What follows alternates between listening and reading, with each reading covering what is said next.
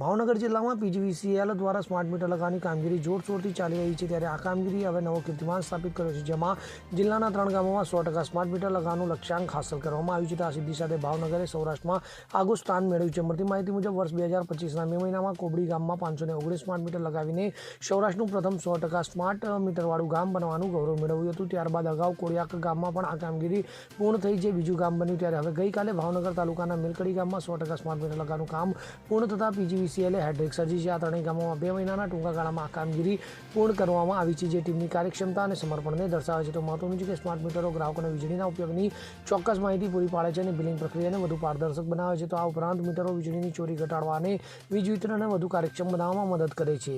તો પીજીવીસીએલની આ પહેલથી ગ્રામીણ વિસ્તારોમાં આધુનિક ટેકનોલોજીનો લાભ મળી રહ્યો છે. આ સફળતા અન્ય ગામો માટે પણ પ્રેરણારૂપ બનશે અને જિલ્લામાં સ્માર્ટ મીટરનો વ્યાપ વધશે. તો આ હેડ્રિક સિદ્ધિ ભાવનગર જિલ્લાના વીજ વિતરણમાં નવા યુગની શરૂઆત દર્શાવે છે, જે ગુજરાતના અન્ય જિલ્લાઓ માટે ઉદાહરણરૂપ બની શકે.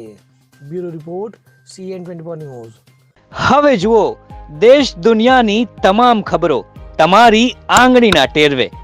ઉઠાવો મોબાઈલ અને Google Play Store પરથી ડાઉનલોડ કરો અમારી CN24 ન્યૂઝ મોબાઈલ એપ.